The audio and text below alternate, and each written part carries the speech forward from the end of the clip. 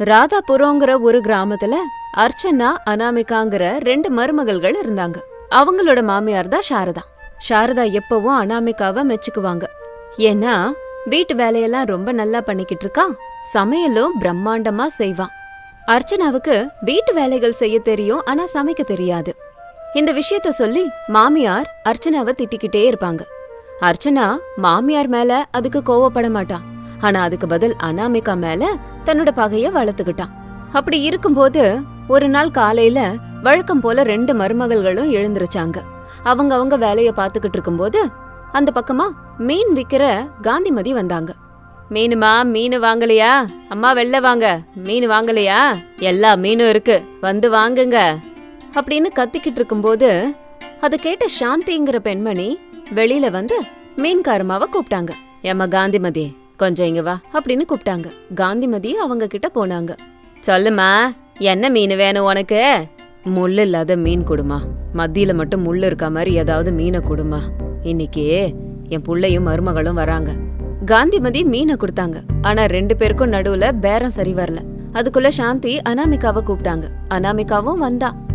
என்ன சித்தி, காந்திமதி விலைய ஜாஸ்தியா சொல்லுதா? நான் விலையெல்லாம் ஜாஸ்தி சொல்லலமா, உள்ள விலைய சொன்னா இந்த அம்மா வேணாங்குது.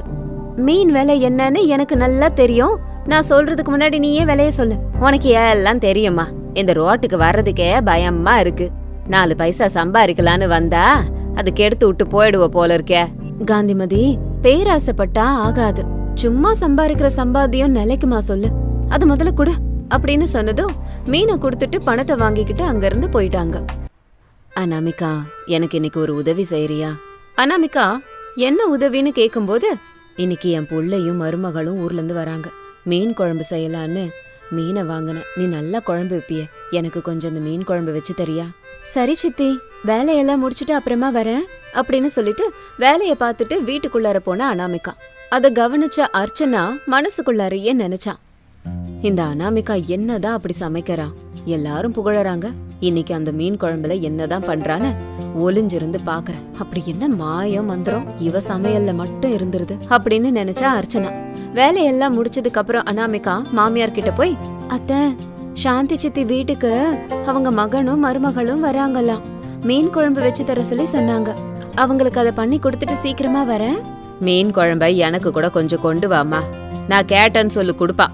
அனாமிகா சரின்னு சொல்லிட்டு அங்க இருந்து போனா. அத கவனிச்ச அர்ச்சனா மாமியார் கிட்ட, அத்த, சுஜாதா என்ன மார்க்கெட்டுக்கு கூப்பிட்டா, 2 பேரும் மார்க்கெட்டுக்கு போயிட்டு வந்துடுறோம். சரி, போயிட்டு சீக்கிரம் வந்துரு அப்படின்னு சொன்னதும் அர்ச்சனா அங்க இருந்து கிளம்பி போனா.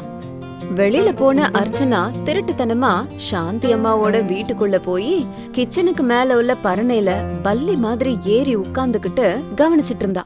சாந்தி அம்மாவும் அனாமிகாவும் கதை பேசிக்கிட்டே சமையல் செஞ்சுட்டு இருந்தாங்க. அனாமிகா கமகமன்னு சமைச்சிட்டு இருந்தா. அந்த வாசனை அக்கம் பக்கத்துல எல்லார் வீட்டுக்கும் போச்சு. அடடா, வாசனை மூக்க தொலைக்குதே, இந்த அனாமிகா சமைச்சா மட்டும் எப்படி வாசனை வெளியில வருது, நான் செஞ்சா வரமாட்டேங்குது அப்படின்னு நினைச்சிட்டு இருந்தா. அனாமிகா குழம்ப வச்சு முடிச்சுட்டா. சித்தி, இது எப்படி இருக்குன்னு வந்து சாப்பிட்டு பார்த்து சொல்லுங்க அப்படின்னு சாந்திக்கு கொஞ்சம் ருசி பார்க்க கொடுத்தா. சாந்தி அம்மா அதை நக்கி பார்த்துட்டு, உப்பு காரம் எல்லாம் சரியா இருக்கு, ருசி அமோகமா இருக்குடிமா, உன் மாமியாரு கண்டிப்பா கொஞ்சம் மீன் குழம்பு கேட்டிருப்பாளே. அதை எப்படி உங்ககிட்ட கேக்குறதுன்னு யோசிச்சுக்கிட்டே இருந்து சித்தி, நல்ல வேலை நீங்களே கேட்டுட்டீங்க. நீங்களாவே ஒரு கிண்ணத்துல குழம்பு ஊத்தி தாங்க, நான் எடுத்துக்கிட்டு போறேன். என்னம்மா இது, மீனை கழுவுனதுல இருந்து மொத்த வேலையையும் நீயே தான் பார்த்த, ஒரு 4 துண்டு மீனை போட்டு குழம்பு தரமாட்டேனா? இரு, குழம்பு தரேன், எடுத்துக்கிட்டு போமா அப்படின்னு சொல்லி ஒரு பாத்திரத்துல குழம்பு ஊத்தி கொடுத்தாங்க. அது சந்தோஷமா அனாமிகா எடுத்துட்டு போனா. எல்லாரும் அந்த இடத்த விட்டு வெளியே போனதுக்கு அப்புறமா அர்ச்சனா பரணையில இருந்து இறங்கி அந்த மீன் குழம்பு வாசனைய பார்த்து, ரொம்ப நல்லா சமைச்சிருக்க அனாமிகா, உன் சமையல இப்ப எப்படி கெடுக்கிறேன் பாருன்னு நினைச்சு நிறைய உப்பு காரத்தை கொட்டிட்டு அங்கிருந்து யாருக்கும் தெரியாம அவளோட வீட்டுக்கு போயிட்டான். வீட்டுக்கு வந்த அனாமிகா மாமியார் கிட்ட மீன் குழம்ப கொடுத்தா. அடடா, வாசனை மூக்க தொலைக்குது, அனாமிகா இப்பவே கொஞ்சம் சாப்பாடு போடுமா அப்படின்னு சொன்னதும் அனாமிகா மாமியாருக்கு சாப்பாடு போட்டு மீன் குழம்பு ஊத்தி கொடுத்தா. அத மாமியார் சூப்பரா இருக்கு அப்படின்னு நக்கி நக்கி சாப்பிட்டாங்க. அதுக்குள்ள அர்ச்சனா அங்க வந்தா. அப்போ அவளை பார்த்ததும், பாத்தியா, இத பார்த்து கத்துக்கோ, நல்லா நடக்கறையே தவிர இது எதுவும் தெரிய மாட்டேங்குது, சமைக்கிறது எப்படின்னு அனாமிகா கிட்ட கத்துக்கோ கொஞ்சம் பொறுங்க அத்தை, பக்கத்து வீட்ல இருந்து அனாமிகாக்கு தர்மடி விழப்போகுது, அத பார்த்து ஆனந்தப்பட்டுக்கோங்க அப்படின்னு சொல்லிட்டு இருக்கும்போதே பக்கத்து வீட்ல இருந்து சாந்தி வந்தாங்க. அவங்க பாக்குறதுக்கும் கொஞ்சம் டென்ஷனா இருந்தாங்க. அனாமிகா, அனாமிகா கொஞ்சம் வாமா அப்படின்னு ரொம்ப பரபரப்பா சத்தமா கூப்பிட்டாங்க. அனாமிகா அங்க இருந்து வந்தா. என்னாச்சு பின்னி, ஏன் டென்ஷனா இருக்கீங்கன்னு கேட்டா. அனாமிகா, நீ சமைச்சு தரும்போது அதுல உப்பு காரம் எல்லாம் ரொம்ப சரியா இருந்தது. இப்போ பசங்க வந்துட்டாங்களேன்னு சொல்லி அவங்களுக்கு சாப்பாடு போடுறதுக்கு முன்னாடி ருசி பார்த்தா எல்லாம் அதிகமா இருக்கு. என்ன உப்பு காரம் அதிகமா இருக்குங்கிற? தாதா சாப்பிட்டுக்கிட்டு இருக்கனே, எல்லாம் கரெக்டா இருக்கு. உப்பு காரம் புளிப்பு எல்லாம் கரெக்டா இருக்கு. நீ வேணா சாப்பிட்டு பாரு. ஐயோ, எனக்கு கையும் ஓடல காலும் ஓடல. அனாமிகா கொஞ்சம் வீட்டுக்கு வாமா, அவங்க சாப்பிடவே உட்காந்துட்டாங்க. அனாமிகா சரி வாங்க சித்தின்னு சொல்லி வீட்டுக்கு போனா. வீட்டுக்குள்ள வந்து 2 பேரையும் பார்த்துட்டு கிச்சனுக்குள்ளார போனா அனாமிகா. குழம்ப கையில ஊத்தி நக்கி பார்த்தா. உண்மையிலேயே காரம் உப்பு அதிகமா இருந்தது. என்ன சித்தி இது, ஆச்சரியமா இருக்கே. நான் போனதுக்கு அப்புறமா உப்பு காரம் எதையாவது நீங்க சேர்த்தீங்களா? இல்லம்மா, நான் கிச்சனுக்குள்ளேயே வரல. அனாமிகாக்கு இது எல்லாமே ஒன்னும் புரியாம இருந்தது.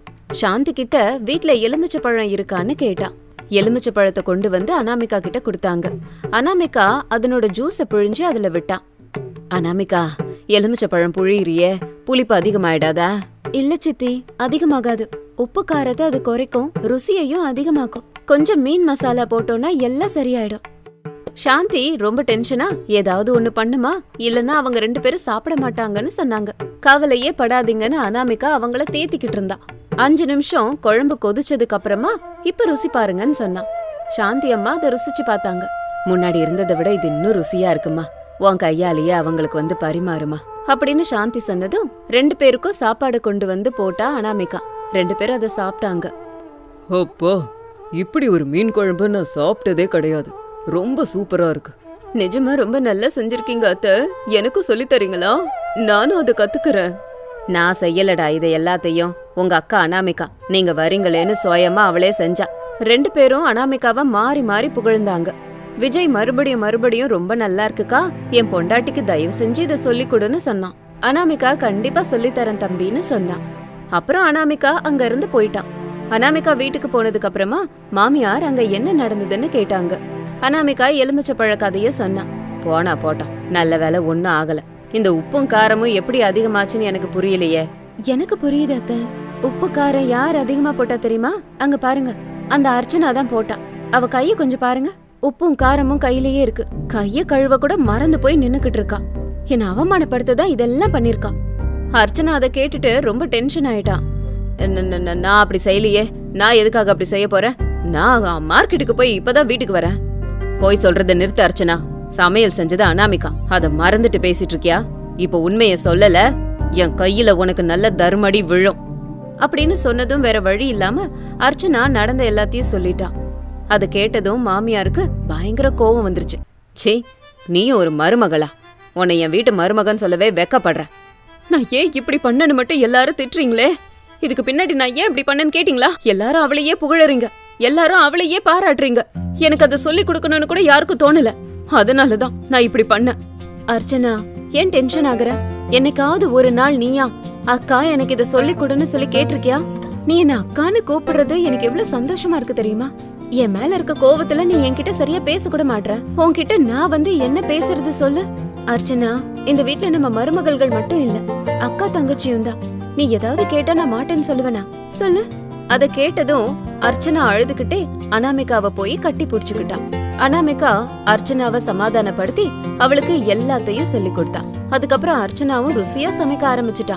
அவளோட மீன் குழம்பும் அனாமிகா வைக்கிற மீன் குழம்பு மாதிரியே வந்துச்சு.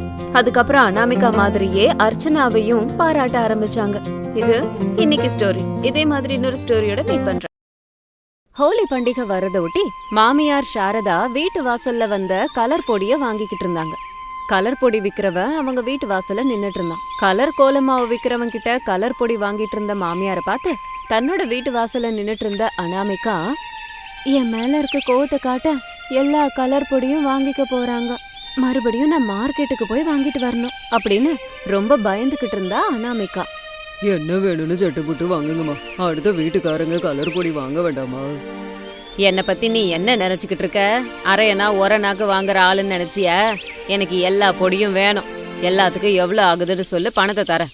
ஹோலி பண்டிகை வர்றதுக்குள்ள எவனாவது இந்த பக்கம் கலர் பொடி விற்க எவனாவது வந்தான்னா என் வீட்டுக்கு வர சொல்லு. அந்த பொடி எல்லாத்தையும் நானே வாங்கிக்கிறேன்.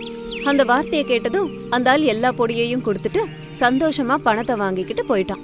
அதை பார்த்து அனாமிகா நிராசையா நின்னுட்டு இருந்தான். சோகமா வீட்டுக்குள்ள போய் ரமேஷ் கிட்ட, உங்க அம்மாக்கு நம்மள பார்த்து இலக்காரமாங்க, நம்ம கிட்ட பணம் இல்லனா என்ன மாதிரி அழகான பொண்ணு உங்களுக்கு பொண்டாட்டியா வர்றது அவங்களுக்கு பிடிக்கலையா?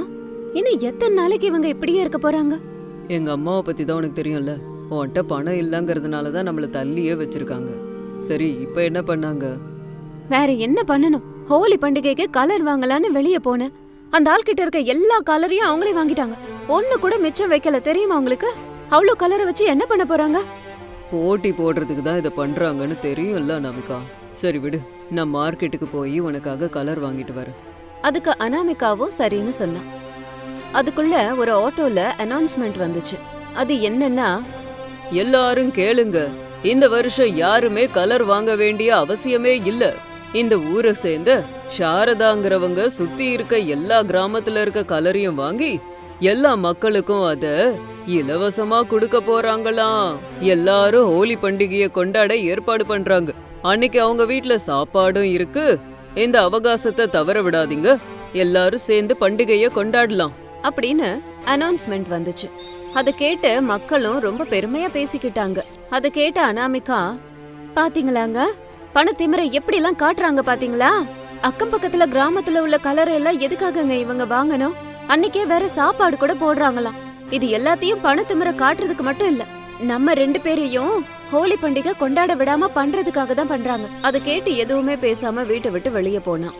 சாரதா வீட்டுக்கு மூட்டை மூட்டையா கலர் பொடிகளை கொண்டு வந்துகிட்டே இருந்தாங்க வியாபாரிகள். சாரதா அவங்க எல்லாருக்கும் பணம் கொடுத்து அனுப்பினாங்க.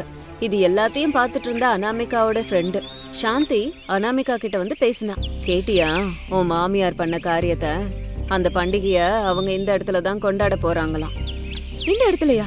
இந்த இடம் சுப்பையா மாமாவோடதாச்சே, அவர் ஒத்துக்கிட்டாரா? நேத்து வரைக்கும் சுப்பையாக்கு சொந்தம். இன்னைக்கு காலையில தான் இந்த இடத்த 30 லட்சம் ரூபாய் கொடுத்து வாங்கியிருக்காங்க. 20 லட்சம் ரூபாய் பெருமானம் உள்ள இந்த இடத்த 30 லட்சத்துக்கு வாங்கறதுக்கு இப்ப என்ன அவசியமோ? எனக்கு தெரிஞ்சு கண்டிப்பா உன் மாமியார் நீ பண்டிகை செய்யக்கூடாதுங்கிறதுக்காக தான் இதெல்லாம் பண்ணிக்கிட்டு இருக்காங்க. அவங்க என்ன பண்ணாலும் நான் பண்டிகையை கொண்டாடாம விட மாட்டேன். நான் சொல்றத நீ செய், என் கூட வா, அது போதும். அதுக்கு அவளும் ஒத்துக்கிட்டான். 2 பேரும் போய் நிறைய பூக்கள் செடிகள் எல்லாத்தையும் கொண்டு வந்து வீட்டு வாசல்ல காய வச்சாங்க.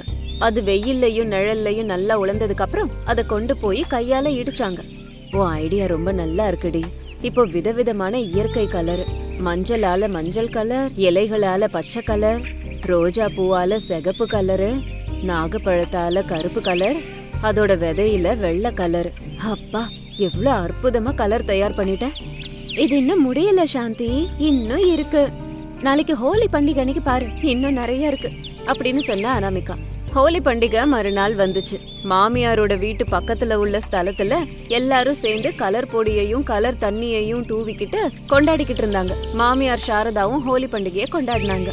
இது எல்லாத்தையும் பார்த்த சாந்தி, ஏ அனாமிகா, என்னமோ பண்ண போறேன்னு சொன்னியே, எதுவும் பண்ணாம அப்படியே நின்னுக்கிட்டே இருக்க?